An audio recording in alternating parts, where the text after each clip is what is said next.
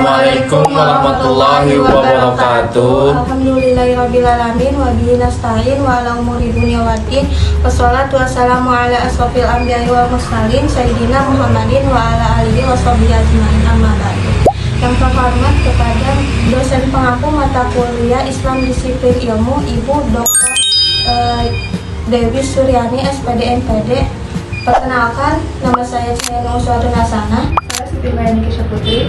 Saya Muhammad Faisal Farizi. Kita di sini akan mempresentasikan materi tentang membangun peradaban melalui integrasi ilmu. Baik, di sini ada 4 pilar. Pilar pertama akan dijelaskan oleh Siti Mailasya. Baik, di sini saya akan menjelaskan membangun peradaban melalui integrasi ilmu. Integrasi ilmu bukan sekedar menempelkan dua pelajaran, melainkan upaya kita untuk menyatukan kembali kebenaran yang sempat terpecah-pecah. Pada pilar utama ini ada dialektika akal dan wahyu. Dalam pandangan Islam, sumber pengetahuan itu ibarat dua sisi mata uang yang tidak bisa dipisahkan.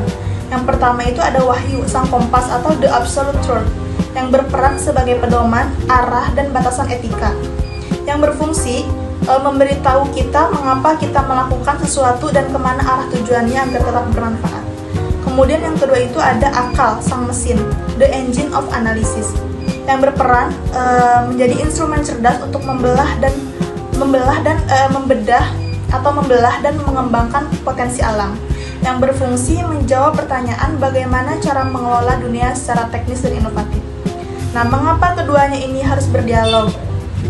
Kita butuh keseimbangan yang posisi agar tidak terjadi kecelakaan intelektual. Maksudnya itu akal tanpa wahyu sama dengan kehilangan arah, kemudian wahyu tanpa akal sama dengan kehilangan konteks.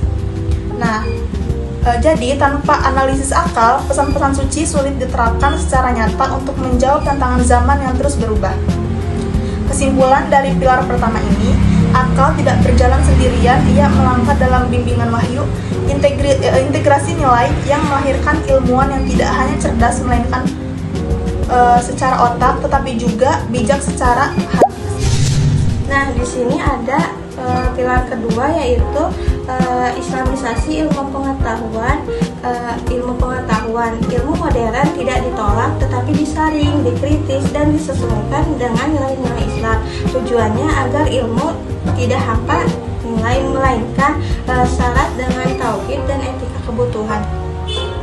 Nah, proses Islamisasi ilmu pengetahuan ini tuh maksudnya adalah usaha untuk menghubungkan ilmu yang kita pelajari dengan nilai-nilai Islam. Selama ini banyak ilmu yang diajarkan bersifat sekuler, artinya tuh ilmu tersebut tidak dikaitkan dengan peran Tuhan, seolah-olah berdiri sendiri. Nah, Islamisasi ilmu ini tuh bukan berarti menolak ilmu dari Barat atau dari hasil penelitian ilmiah. Justru kita tetap menerimanya, tapi kita meninjaukan kembali bagian-bagian mana yang tidak sesuai dengan ajaran Islam. Selain ini tuh Islam tersebut disesuaikan dengan dan dibangunkan kembali agar sejalan dengan tauhid, yaitu atau keimanan kepada Tuhan. Dengan begitu ilmu seperti ekonomi, terus ilmu seperti kedokteran atau ilmu seperti psikolog tidak hanya memahami dari sisi logika saja, tetapi juga menilai spiritual dan etika di dalamnya. Jadi ilmu ini tuh dipelajari tidak kosong, tapi juga mengingatkan bahwa semua ilmu pada akhirnya berasal dari Tuhan dan harus digunakan dengan tanggung jawab. Jadi, pendidikan dalam Islam itu bukan sekedar proses mekanis untuk mencetak tenaga kerja atau mentransfer ilmu, akan tetapi sebuah proses ta'bid, yaitu penanaman adab ke dalam jiwa seseorang. Jadi proses ini tuh bertujuan melahirkan manusia terdidik, insan adabi, yang memiliki kematangan spiritual di samping keunggulan intelektual. Jadi manusia terdidik itu dipandang sebagai individu yang memahami hierarki kebenaran secara tepat, di mana ia mampu menempatkan posisi Tuhannya, sesama manusia, dan alam semesta sesuai posisinya masing-masing. Yang terakhir itu adalah landasan Al-Quran. Jadi landasan ini tuh memiliki akar teologis yang sangat kuat dalam sumber otoritas Islam. Jadi yang pertama itu adalah surah Al-Alaq. Jadi umat manusia itu diperintahkan untuk melakukan aktivitas intelektual seperti membaca, yaitu Iqra. Namun perintah ini tuh memiliki syarat mutlak, yaitu harus dilakukan biismi rabbik, atas nama Allah. Hal ini tuh menjadi fondasi bahwa setiap pencapaian sains dan teknologi tidak boleh membuat manusia sombong, melainkan harus mempertebal kesadaran ketuhanan. Di dalam surah Al-Imran ayat 190 sampai 191.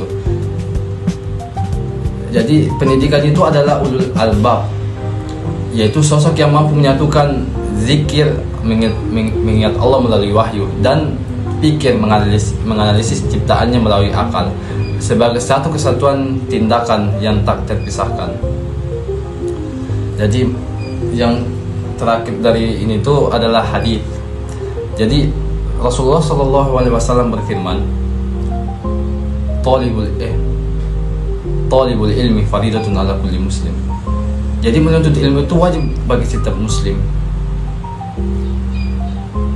Jadi kewajiban ini mencakup ilmu-ilmu umum yang dibutuhkan untuk mengelola bumi, asalkan ilmu tersebut disaring dan dibingkai dengan nilai-nilai Islam agar tindakan menjadi destruktif.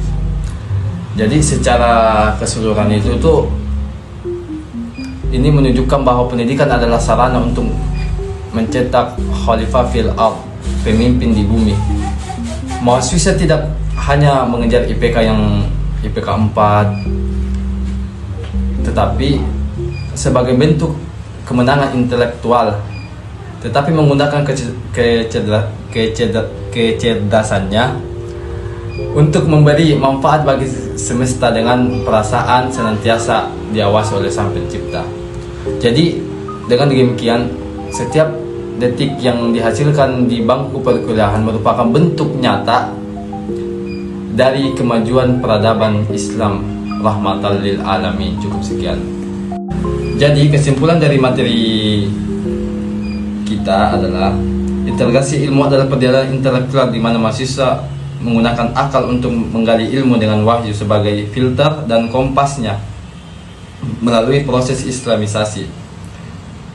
Hal ini untuk mencapai hakikat pendidikan, membentuk manusia terdidik yang berkarakter ulul albab. Setiap langkah belajar adalah ibadah dan kontribusi nyata membangun peradaban Islam yang rahmatan lil alamin. Cukup sekian dari kelompok kami, kurang lebihnya mohon maaf. Assalamualaikum warahmatullahi wabarakatuh.